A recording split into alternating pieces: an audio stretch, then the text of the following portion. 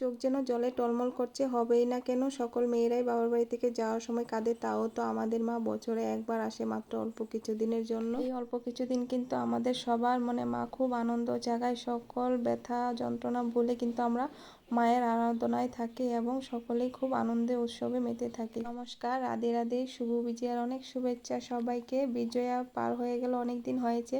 তো এতদিন পর আমি চলে এলাম শুভ বিজয়ার শুভেচ্ছা দিতে তোমাদেরকে, কারণ একটা লং ভিডিও আসতে একটু লেট হয়ে যায়।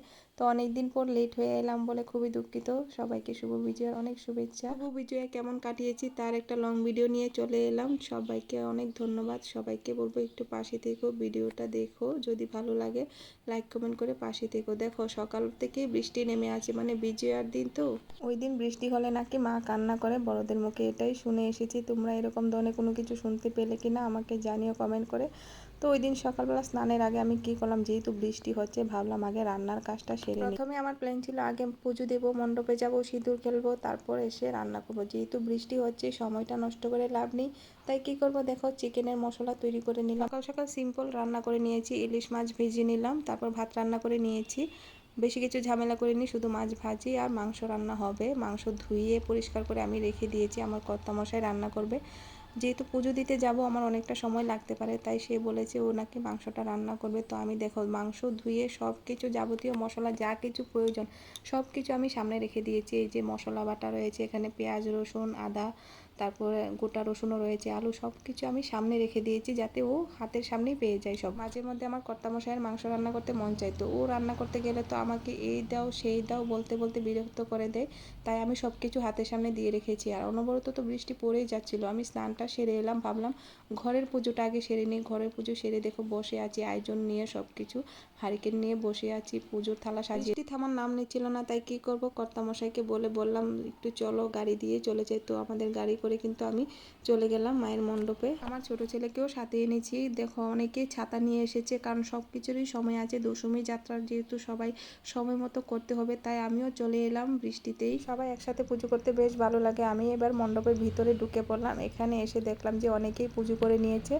মায়ের মুখটা দেখো, মা যেন কাঁদো কাঁদো হয়েছে, এটাই প্রথমে বলেছিলাম। মায়ের চোখে জল টলমল করছে। বিজয়ের দিন মুখে হাসি থাকলেও সবার মনে কিন্তু একটা ব্যথা থাকে, মা এক বছরের জন্য আবার ফিরে যাবে, আবার অপেক্ষায় থাকতে হবে সবাইকে। এদিকে দেখো অনেকেরই পুজো সম্পূর্ণ হয়েছে। আমাকে ভিডিও করার জন্য কেউ ছিল না, একটা বোনকে পেয়েছি, ওর হাতে আমার ফোনটা দিয়েছিলাম, বলেছিলাম একটু ফটো ভিডিও করে দাও এবং মায়ের মুখটা সহ আমাকে একটু ভিডিও বানিয়ে দাও। দেখো সে আমার কথা শুনে কিন্তু মায়ের মুখও দর্শন করালো। আমি মণ্ডপে ঢোকা মাত্র কিন্তু আমাকে সিঁদুর লাগিয়েছে, খুব ভালো লাগলো। আর এদিকে দেখো মায়ের বাহনকেও মিষ্টি খাওয়ানো হয়েছে।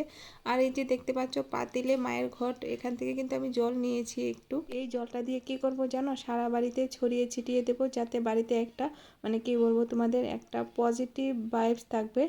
তো এখানে দেখো আমার ক্যামেরাম্যান পিছনে দেখতে পাচ্ছ টি শার্ট পরানো, সেই কিন্তু আমাকে ফটো ভিডিও করে দিয়েছে। সবাই কিন্তু মায়ের পুজো করে নিচ্ছে। কর্তামশাইকে বলতে পারছি না যে ফটো ভিডিও করে দাও, কারণ আমার ছেলেও সাথে এসেছে, তো ওকে সামলাচ্ছে সে বৃষ্টিতে।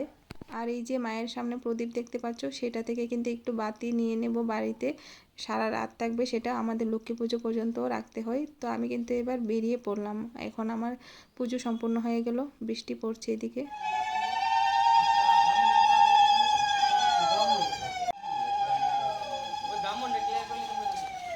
চলো, বৃষ্টি পড়ছে, বৃষ্টি ভিজেই পুজো দিতে এলাম। কোন দিকে?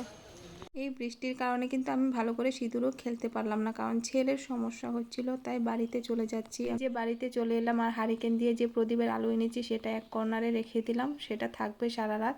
আর জল কিন্তু দিয়ে দিলাম, সারা বাড়িতে ছড়িয়ে ছিটিয়ে দিলাম, গাড়িতেও দিলাম। এই যে অল্প একটু জল রয়েছে সেটা রেখে দেবো বোতলে ঢেলে, কারণ এটা একটা মায়ের জল, তো পবিত্র জল, সেটা প্রয়োজনে আসে অনেক সময়। আর এইদিকে দেখো প্রসাদ খাওয়ার জন্য আমার ছেলে আগ্রহে বসে আছে, ওকে কখন মিষ্টি দেবো ওর হাতে। আমি যে সবাইকে মিষ্টি মুখ করালাম সেই ভিডিওগুলো তো আর করা হয়নি, কেউ ভিডিও করেনি, কে করবে বলো। তো বাড়িতে প্রসাদ নিয়ে চলে এলাম, ছেলে অপেক্ষায় ছিল, তো ওকে দিয়ে দিলাম মিষ্টি। বৃষ্টিতে পায়ের আলতাও সব মুছে যাচ্ছে। আর এদিকে কিন্তু আমি ড্রেস চেঞ্জ করে নিয়েছি, সিঁদুরগুলো তুলতে হবে। আমার কিছু ফটো ভিডিও বাকি ছিল বলে সিঁদুরগুলো তুলিনি। এদিকে এসে দেখলাম কর্তামশাই মাংস রান্না করে নিয়েছে, এবারে খাবারের থালা তাড়াতাড়ি করে সাজিয়ে নিলাম, খিদে পেয়েছে। দেখো বেশি কিছু আইটেম নিয়ে অল্পতেই সাজিয়ে নিলাম থালা। এবারে খেয়ে নেই, চলো খাওয়া দাওয়া সেরে আবার কিছু ফটো ভিডিও করতে হবে, তাই সিঁদুরগুলো তুলিনি আমি। তো ভিডিওটি তোমাদের কেমন লাগলো? আজকের এই বিজয়া দশমীর ব্লগ ভিডিওটি যদি তোমাদের ভালো লেগে থাকে অবশ্যই লাইক কমেন্ট করে পাশে থেকো। সবাইকে অনেক ভালোবাসা জানাই। সবাই ভালো থেকো, সুস্থ থেকো। দেখা হবে পরে কোনো নিউ ব্লগে। টাটা।